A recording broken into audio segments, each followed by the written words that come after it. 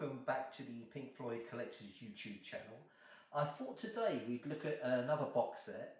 This is actually one that came out in the UK.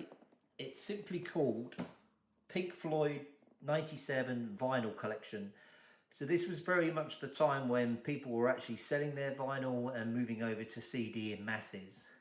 And this was part of a back catalogue that Pink Floyd were doing. You'll see the images in a moment on some artwork that you get in here. So it's very much, they'd remastered a lot of the Floyd albums, and they were kind of for the first time available as remastered products rather than just the first CDs were very standard and just using the original tapes that they had. So this was released in the UK. Interestingly, when it was being advertised, it was saying that the vinyl was going to be on 180 gram. But when the first batch hit the shelves, people were complaining because they were coming out at 130 gram. So there had actually been a mistake at the pressing plant where they'd mispressed them. They hadn't read the right instructions, so they'd been put on 130 gram. I've weighed mine and mine are coming out at 127, so 130 is a bit of a round up. But they did manage to recall some, but the first ones that have been sold are now collector's items in terms of the 130 versus the 180 gram. So this is the, if you like, the rarest set. Now it is 7 albums, and you don't have to be a genius to realise by 97, of course, Pink Floyd had brought out more albums than that. So it does skip and it does stop at the wall. So we've got Piper at the Gates of Dawn, but we haven't got Saucer Full of Secrets. We've got Relics. We haven't got Ummagumma. We've got Atom Heart Mother. We've got Dark Side of the Moon. So interestingly, no medal, which I think is kind of quite interesting. But I think this goes by what albums they'd remastered at the time. So yeah, let's just have a look at the box first of all. So a sturdy box. As you can see, each album features this disc on the front, so you can interchange it. I think this is just in date order at the moment, but you can change it so there's a featured one on the front there, so it kind of changes the look of the front of the cover. Got a nice shelf view, if you like, if you putting it on the shelf like this. Very sturdy box.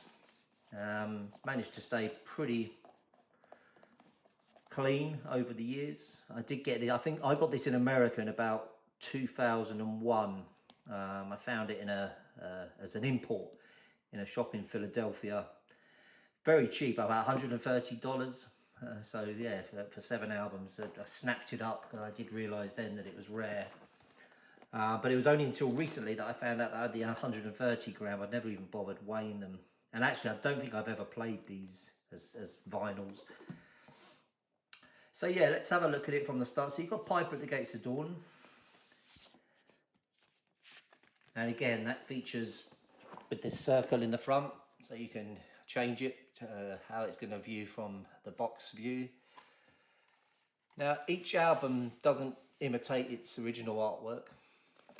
As you can see, this one here folds out and has a very much a nice pear kind of feel to it. But it is actually a lyric sheet for the different songs. And those of you that have got the CDs will recognise this artwork. It was used in the smaller booklets. And each album comes with this. So this is like the back catalogue that Storm Ferguson arranged. There's various different poses, but you can see the albums here. 6 of them are covered. And then the actual disc itself, like we say, it's 130 grams, so it's thin vinyl.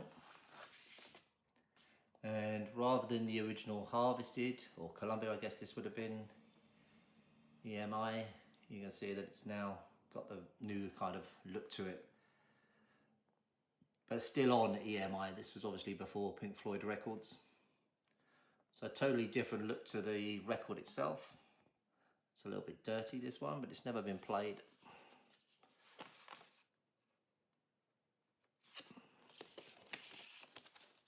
So yeah, kind of keeping with the graphic art there. Like I say, each album does contain one of these. And then we move on to Relics, which is kind of a two-sided thing. So the back side is actually very typical look from the UK release. But the main side is completely a new design, and this is using the model that a company gave Nick Mason. They actually totally rebuilt this design into a model, a functioning model. So I think some of the parts actually move here. And again, imitating the art from the CD reissue, and some lovely shots of the model as well. You can actually see it's a 3D item. And again, those that are familiar with the original will see that this one resembles it in no way. So you've just got the 3 ellipses and then the beige with the songs on there. Then, like I say, it's jumps, skips to Atom Heart Mother. Again with this blurry circle cover. Original gatefold look and feel to it, except for the actual inner sleeve itself. And this is on a very unusual black and white harvest, which you never see. It's pretty typical to see black and silver or green and yellow, but never in black and white. So that's Atom Heart Mother. We've then got Dark Side of the Moon, which is again featuring the blurry circle. It's a gatefold and very typical look to it, but it doesn't contain any posters or postcards. It is just the album. And interestingly, on this one, the center is black and silver. You could buy these individually. You didn't have to buy the box set. So you do see a lot of these around. So this is the 97 like remastered back catalogue version. And then sticking in chronological order, we've got Wish You Were Here, so a different back cover, and also the gatefold inside. Obviously, Wish You Were Here wasn't typically a gatefold. Some nice artwork. And then track listing, lyrics,